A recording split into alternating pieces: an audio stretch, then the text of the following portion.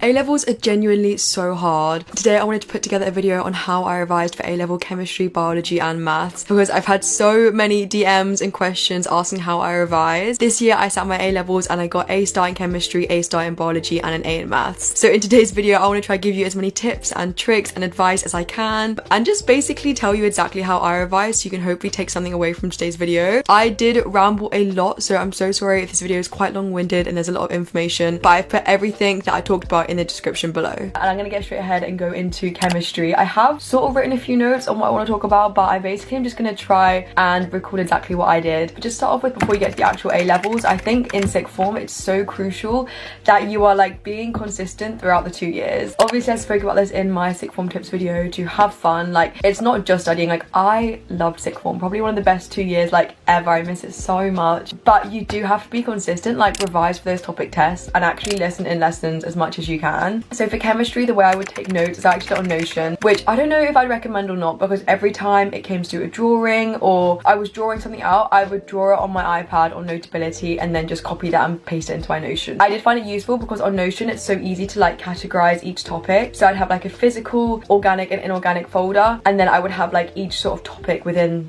the folders, and then I'd have notes on each one. So my organization for my actual notes were really clear, which was really helpful when it came to revising for my A-levels. So however you take notes, I'd recommend having it in an organized workspace so that you can easily access it when it comes to revision. So when it comes to topic tests, always use a spec. I mean, I'm the biggest advocate for the specification. If you haven't heard of the specification, it's literally just like a huge document that your exam board will release. So for me, I did chemistry, AQA. I'm pretty sure this is the start. I did AQA, chemistry and biology, and EdXL maths. In chemistry, AQA, the exam board will release a huge document filled with the specification, which basically just includes everything they could possibly ask you about and everything you need to know. So I would always use a spec, because I've said this before, but sometimes teachers will miss out parts of the specification, or you might have missed a lesson and you missed out on some information. So using the specification just ensures that you know everything you need to, and you don't get to an exam being like, what is this? I've never seen this in my life. So use the specification, and then I would combine the specification, my class notes, and then also some external source. So this isn't sponsored, by the way. Any sort of websites I mention, it's just like what I use. So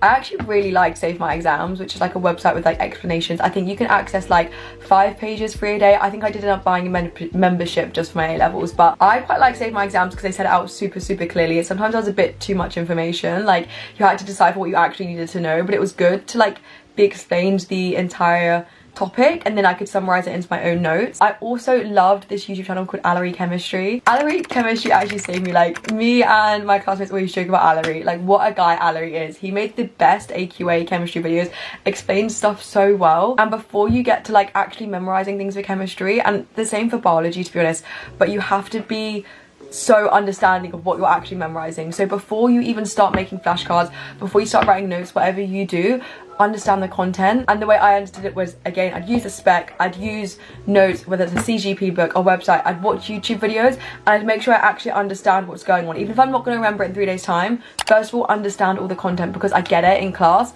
Sometimes you're not fully aware of what's going on, you're a bit tired that day, you know, so make sure you understand what you're going to be revising. And then I did flashcards, so I used Anki. I think I talk about Anki all the time. My camera battery is flashing. Let me go change the battery in a sec. Okay, yeah, so I used Anki, which is basically just like a flashcard app similar to Quizlet.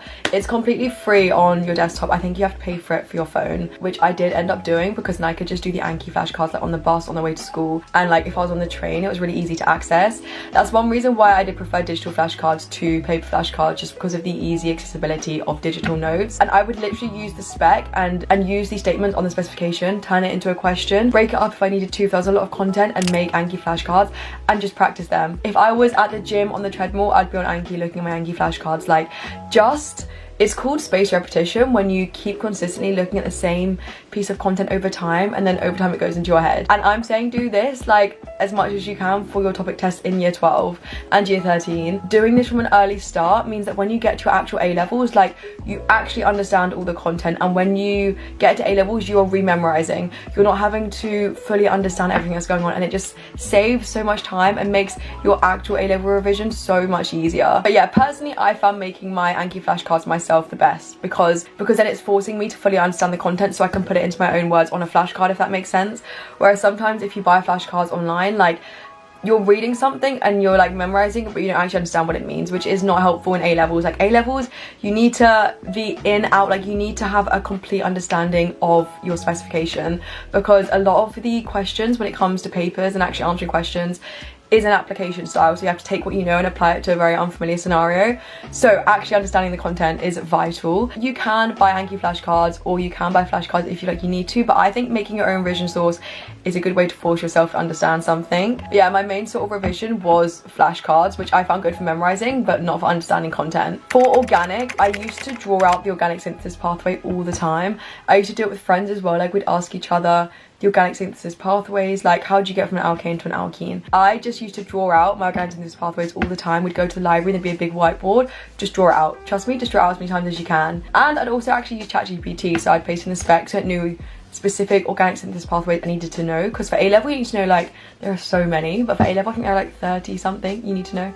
So I would tell ChatGPT what those were and then ask it to ask me questions about those ones. So if you have a friend to work with, that's also another way you can do it. And for inorganic, so I'm reading my notes, a lot of it was like colours, like memorising colours, etc. So I would do some of those on paper actually, and I'd use like colourful pens or colourful pencils. Basically, when I just got bored of doing flashcards, I'd like switch up the revision technique to make things more interesting and so that I could carry on revising for longer without being completely bored and like actually focusing on what I'm doing. So for inorganic, a lot of the time I would use colours and just like draw a little mind map, you know. Mind maps are definitely not my favourite way of revising, but it's just like switching things up so you don't get bored.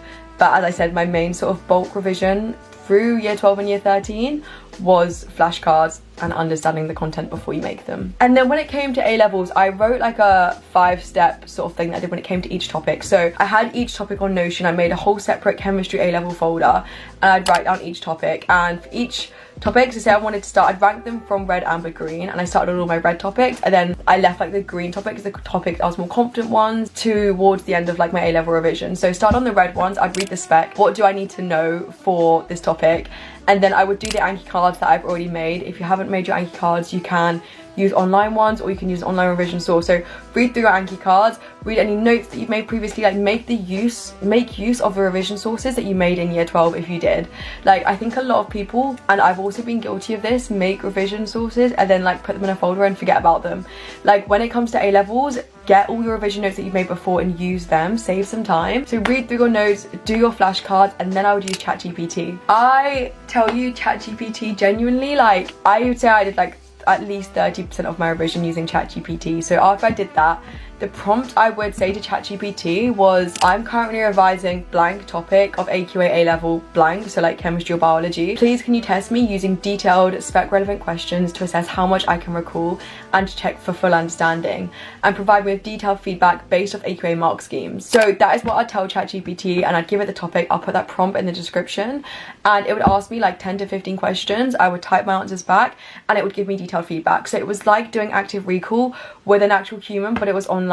And I found this so helpful because when I've done active recall before, and when I gave this advice in my GCSE video, I would like have to find a friend and, you know, talk to them about and blurt with them about a certain topic. But with the use of ChatGPT, you can do that by yourself. And I still did do blurting with friends. So say we'd done all of paper 1 revision and we're getting nearer the exams, I'd be like, Angie, come here, we need to do paper 1 revision. We'd sit in the library and blurt together. 100% still do that, but you can do active recall more often by yourself using AI like ChatGPT. So that is how I use ChatGPT a lot of the time. Just be aware that ChatGPT can be wrong. So this is why I recommend using ChatGPT for like memorization, but you know the content already. So if ChatGPT gets it wrong, you're like, chat, you've got it wrong, but like 95% of the time it will be right, and it will be good to test your knowledge. And then once you're like, okay, I've understood the content, I've like memorized a lot of it, that's when I start doing past paper questions. You can do it topic by topic to start with before you do a full paper. My advice would be to save your papers, because like for me, I had like 6 papers, maybe 6 full papers, 2017, 18, 19, 20, maybe 8. But yeah, you have a limited number of like actual past paper questions and like papers, so save those for like nearer the time and just do topic questions when you're starting to revise and starting to get into it. And for topic tests, you can find the topic questions on PMT. I'm sure that's what like everyone does.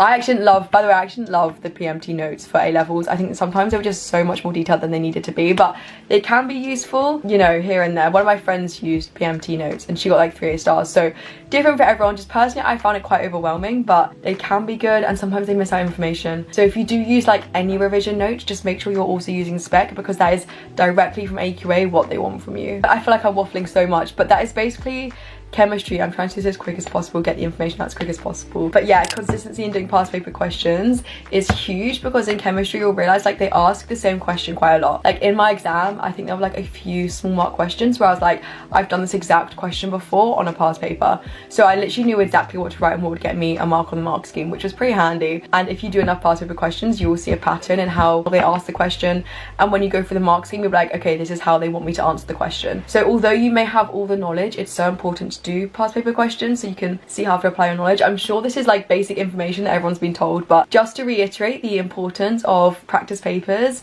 and also getting your timings right, because timings in chemistry can sometimes be like tough. Going back and checking once you finish, even if you aren't tight for timings, go back and check. And I'm trying to think if I used anything else. I think I did also use the CGP books a bit.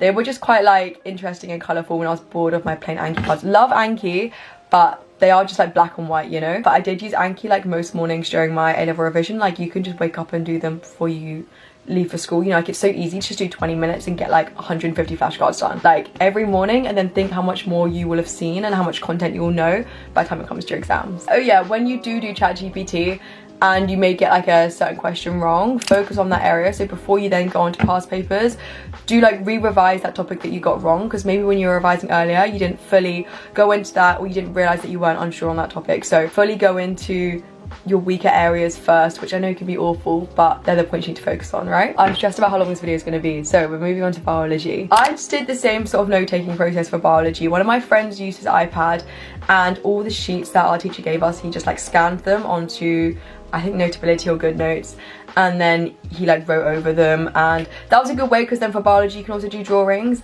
I just did a mix. Like by the end of it, I was just using Anki flashcards. I was just putting all the content onto Anki, no matter how I took the notes in class, because we had 2 teachers teach us for A-levels, and one of them would do sheets and then one of them would just have like a PowerPoint, and you could make your own notes however you wanted to. So the one with sheets, I kept all the sheets, and then when it came to making the flashcards, I'd make sure I have those sheets with the information.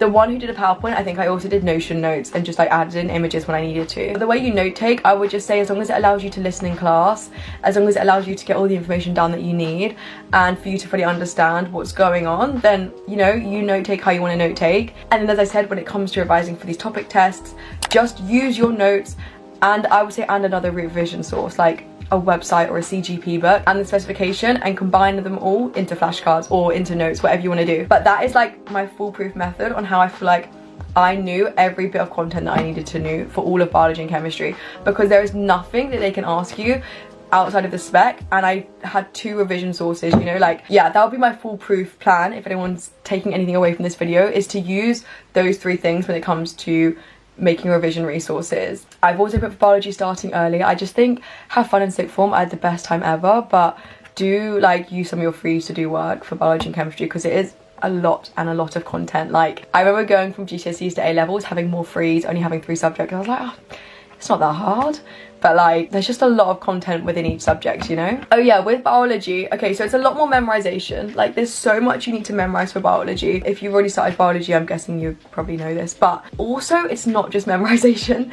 I think a lot of people jump to like, oh, chemistry is more understanding, biology is more memorization, but actually like for AQA anyway, only 30 to 35% of the marks in your A-levels is AO1, which is like recalling knowledge. Like most of it is application and applying your knowledge to an unfamiliar scenario. So I would just really heavily put emphasis on understanding the content, which I must have said like 6 times in this video. Everyone's getting bored of my voice, but some small things in biology, it's just like, okay, I just need to know this.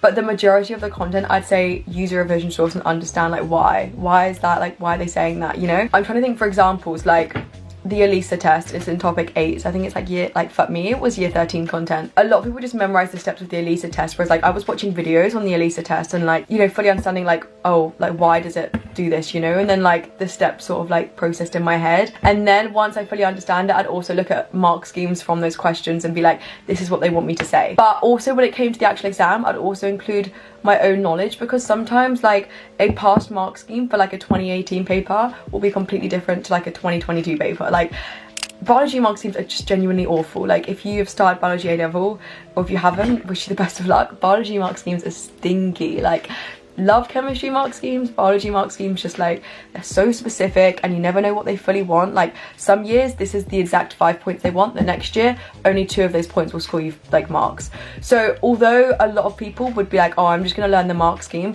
great, really good start when you're doing practice papers, but also have your own knowledge to put in there, especially for the longer 5-6 mark questions. Having your own knowledge is key to make sure that you're not missing marks. When it comes to A levels, as I said, after being consistent throughout the year, ask your teachers if you're stuck with anything, by the way. Like with A levels, it's just so key, like don't fall behind, especially during year 13. Like it's so easy, because for me, I had UCAT in summer, then I had to do my personal statement, submit my UCAS, then I was like bam, okay, interviews for 2 months during my mocks, and like it's so easy to fall behind on your actual A level content, but it's so important that you do try somewhat keep up. This is why I never listen to people that are like, you have to make a biology flashcard the moment you finish your lesson, because I'm like, girl, I don't have time for that. Like I have my interviews next week, like I've got my priorities. And I think one thing you really learn during sixth form is prioritizing your tasks, because you're juggling so much. And sometimes I'd find like my teacher would teach me a topic, like I know the first part of topic 8, and it would take like 4 weeks in class, and then I could fully do all my whole revision resource and understand it completely in like 3 hours, like after that 4-week block. So you do not have to make a flashcard after each lesson. I'm telling you, people that say that, like unless you have all the time in the world, go for it. But if you are somewhat busy and juggling other things, which I feel like a lot of people are, you don't need to stress about doing that. Well, like genuinely, I don't think you need to. Like there's not even any scenarios. You can cover so much content if you are actually like strategic in your revision sessions and you are focused in your revision sessions. So yeah, ask your teachers throughout the year, understand the content, put as much effort as you can into topic tests, into memorizing content for your topic tests, so that it becomes easier when it comes to A levels. It's just like rememorizing type thing. And for biology A levels, I use the same structure as chemistry. So I would read my spec, what do I need to know for this topic? I would do my Anki cards, I would read any notes I made, I would use ChatGPT, I'd do active recall, I'd get my mum to ask me questions, I would blurt with friends, and I'd do practice papers and practice questions, and I would read the mark schemes. Like I genuinely think that's such a foolproof plan for anyone who's doing like chemistry or biology, because there you were just covering every sort of revision teak. Like you've got your flashcards with the spaced repetition that you were doing consistently throughout the 2 years, you've got your blurting with friends, you've got your mind maps, your colours, Anki, which is like asking yourself questions, active recall, as I said, even more, and you have your practice questions, so you're understanding how you're going to be writing in the exam and what the examiners want from you. That would be my sort of 5-step advice for anyone who wants biology or chemistry advice. I'm going to move on to math soon because I'm waffling a lot, but genuinely I think the main thing that I can give anyone for doing these subjects is to understand your content. Please do not just memorize, because you can get away with that in GCSEs. Like the GCSE questions they ask you don't go into as much like understanding in detail as A levels do. So for GCSEs you can just memorize the content, and for A levels it's so like, to get an A star, it's not, you can't just know the spec. You actually have to like understand why, if that makes sense. And if you were struggling, use Allery Chemistry. I use Miss Estrick a lot of the time on biology on YouTube. Use websites, use CGP books, use your teachers, use your friends, understand the content, and it will make memorizing easier as well. And it will make doing the past papers easier because you'll know what to write. It will just make everything flow better. So that was my foolproof plan for revising biology and chemistry, which I both got A stars in. And if you have any questions on that, please let me know in the comments below, because I don't want to keep waffling and repeating myself when you guys are like, okay, I get it. Moving on to maths before some general advice. So maths was the one I got an A in, but I was 2 marks off an A star. I loved maths. Like maths was my favorite subject in year 12, and I was like, sure, maths would be the only one that I was like definitely gonna get an A star in, like all of year 12. Genuinely loved math. And then year 13 came around and the content got so much more difficult. Like I don't know, I would still focus a lot in lessons. I'd say if you can focus in lessons, do it, because like how many hours of maths did I get a week? 4 or 5? I think 5 hours of maths a week in year 13. So that's 5 hours every week for like X amount of weeks in year 13 where you can be doing practice questions. And I really did not enjoy doing practice questions at home. Like if you watch any of my study vlogs from year 13, when I went to school, all I would do was maths, because I find it so hard to do maths in my bedroom. I get so easily distracted because I'm so sick of this. I'd get stuck on a question, I'd be like, I give up. I actually give up. Whereas at school, like if I got to a question and I was like, I cannot do this, like I've thought about this for a good 15 minutes, I'm not going anywhere. You can go ask a friend. Like, I was in a form with further maths people. Don't know how I got there, but I was. So a lot of the time I'd go in, and my form tutor was actually a maths teacher, which was quite helpful. But a lot of the time I would go in with maths questions from when I've been practicing and be like, please explain. So for maths, it really is just practicing, doing harder questions. A lot of people use Maths maths to find difficult questions. I didn't love it because I found Maths maths sometimes too hard, and then I'd start the maths questions and I'd be like, I literally can't do this, and I'd give up. So yes, you want to do hard maths questions because then when it comes to the exam it will seem easier, but don't delve straight into super hard maths like 5-star questions, because for me it just demotivated me so much. I really liked Bison Maths and Zishan Maths were my two fave math YouTubers that I would go to for explanations. I'd honestly just go through like the topics and be like, okay, I really need to work on this one, like do a few questions on it, go to the textbook, redo the like end of topic questions. I'd go to math support sessions with my friend Tilly on a Tuesday, and some of my teachers would go over old topics from year 12 that you may have forgotten about. I think I downloaded all of Bison Maths. Like if you go onto Bison Maths YouTube channel, he has like a whole website with like a bunch of like papers and questions and like literally everything. Some of my friends loved Zishan though. I also did use Zishan a lot. I'll link both of these channels down below. I'll link like every resource I've spoken about. Yeah, a lot of it for me was just watching YouTube videos, watching how other people answered questions. I learned a lot from like watching other people and other people helping me, and then just doing practice. Like genuinely just practice your questions, man. It's like, and timings when it comes to doing maths papers, doing it under time condition, like look, if like no one's gonna take this advice, I hated doing time to pass papers. Like the only way I'd get myself to do time to pass papers was either at school in class or like when it came near the exams and I was like, I actually need to do this because they just suck, but like it's so important. It's so important learning that like, okay, I don't know this question, move on. You know, like don't spend an hour on this one question. And that is how I revised maths. Again, if you don't understand something in class when your teacher's explaining it, because at maths A level, they move like 4 times as quick as GCSE. I'm telling you, when I did my first like maths lessons, I was like, what is going on? Like I actually can't do this. But just tell your teacher, like even if it's when everyone else is doing work, so say they're explaining the lesson, like explaining the topic for the first half, and then you have practice questions for the second half. During the second half, when everyone's like doing their own work, just put your hand up and ask your teacher, like, can you explain this to me, but can you explain this part to me from earlier because I didn't fully understand. And doing that each lesson will make it so much easier when it comes to the A levels and you actually understand all the content. It's just revisiting, you know, revisiting and relearning how to do certain math questions. So that would be my advice for maths. I think the reason why I just didn't do as well in maths, I did do well, sorry, I almost got an A star, but the reason why I didn't get an A star was probably just like, I just got demotivated by the end of it. I think like, I found it really hard if I was constantly getting maths questions wrong to keep going. I did persevere so much. I actually don't know, I just think the math grade boundaries were really high. I did try my best. The grade boundaries just went up again. I think it was like 86% for an A star. But yeah, the main advice I can give you with my A is to do practice questions and to ask for friends that are really good at maths, the further math students, when you need it. Finally, I want to give you guys some final just general A-level tips. I want to apologize again. I feel like this video is so long. I'm so bad at being concise when I'm giving advice. I just want to like tell you everything. Some final general advice for your A-levels and just sixth form in general when it comes to revision. First one is to start early and just be consistent throughout the 2 years, because to be honest, you definitely can like mess around a lot in year 12 and then still do really well in year 13. It just means like when it comes to A-levels, you have to put in a lot and a lot more work. Personally, I felt like I always did a lot throughout A-levels, but I never did more than 6 hours a day. Like for people asking how many hours did you do a day, actually tell a lie. My average was 6 hours a day. Sometimes I'd do less and sometimes I'd do more, but on average, it averaged to about 6 hours. And I think if you mess around a lot in year 12, like you can still get really good grades, but you're going to be doing just like more work basically. I felt like during A-levels, I was able to keep a really good like balance, like a lot more than I was for GCSEs. I think it's just through experience of like doing exams, but I still did try posts on my social medias. I was doing day in the lives on TikToks. I was still doing a lot of sport. I was still like spending time with my family, seeing friends. So I think my advice, like if you want to have a somewhat okay A-level season, because it is really intense, is to just be consistent from the start. Make your revision resources early on, pay attention in class, ask questions when you need it, and revise for your topic tests basically. As I said, I did do about 6 hours a day. If you can find a library to go to, that basically saved me. If you are good at working in your room, that is just amazing, because you can just like, I was so jealous of people that worked really well in their room, because I find it so hard. Like I would get so distracted in my bedroom. I'd start like tweezing my eyebrows or, you know, like wandering downstairs. But in a library, like especially if you have to drive there, I would be like, okay, I've driven half an hour to this library. I'm not going to sit here and do nothing. So I would get to the library at 9 and finish like late at night.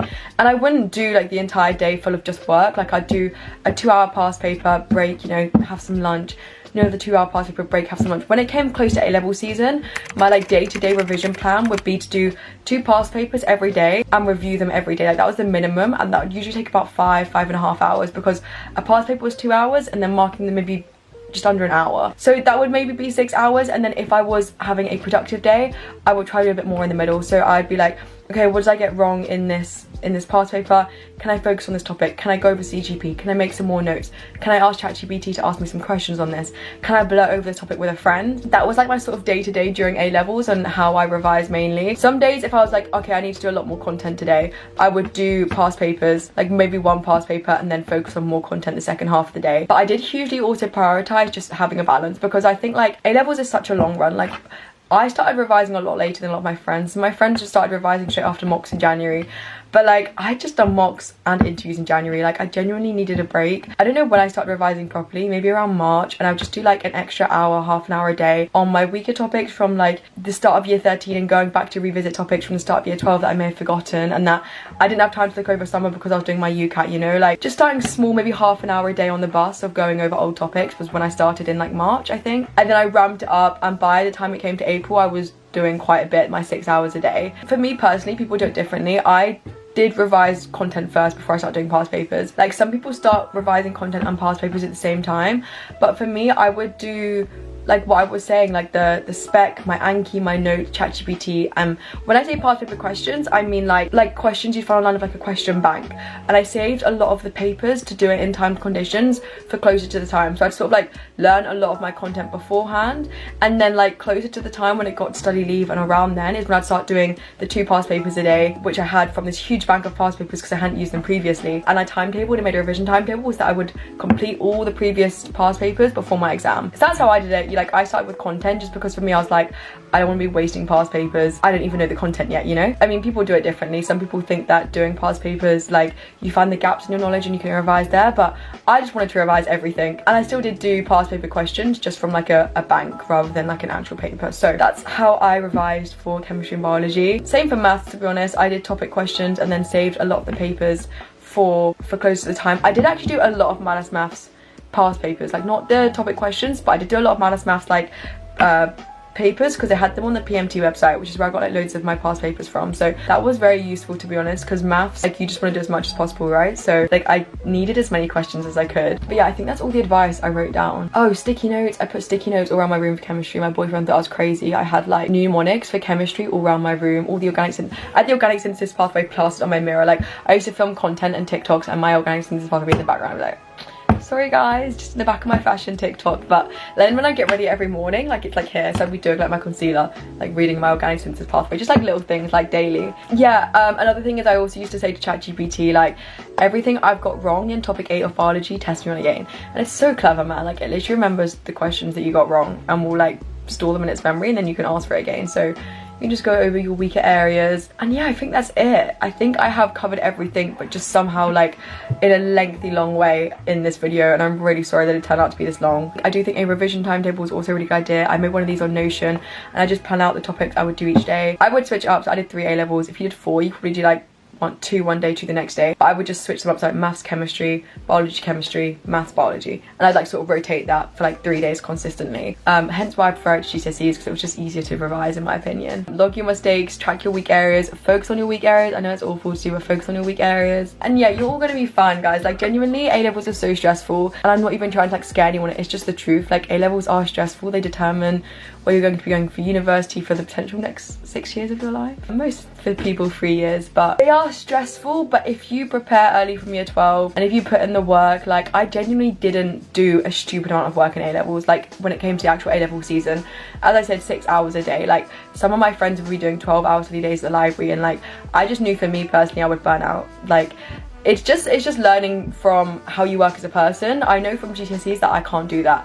I can do 6 to 8 hours a day of like actual work, you know, so maybe that's like 9-10 hours of being in a library, but like any more than that, and I genuinely could not carry it out long term. So don't compare yourself. Like try figure yourself out what works for you, what revision techniques work for you. This is just how I revise. I do think taking away some of the methods that I did will definitely help, but like, you know, you figure it out as you go along the way, and you figure out how you best learn things, how you best revise things, and keep your mental well-being well. Like it sounds so obvious and so stupid, but don't just completely get rid of like your social and your sport just for A-levels, because it will make A-level season so unenjoyable and so like stressful and more than it needs to be. My boyfriend was so relaxed during A-levels, like way more relaxed than me, and he got 3 A stars and an A, and a lot of his mindset was like, yes, he put in the work, but he's still gonna play tennis, like he's still gonna go out for dinner with his family. Like, you can so definitely like have a balance during A-levels, and I promise you, you will all be fine. If you are watching this video, like you are already preparing for your A-levels, you know, you're already taking advice. I can assure that if you're watching this, you're probably already somewhat organised and prepared. I genuinely wish everyone the best of luck who was taking A-levels. I wish everyone who was doing maths the best of luck, that the grade boundaries come down, because bit too high for me personally. Thank you so much for watching today's video. I really hope it was helpful, because I've had so many requests, so hopefully you guys take something away from this, and I will see you all next time. Leave below any questions you have in the comments, and I'll try to get back to you all as quickly as possible.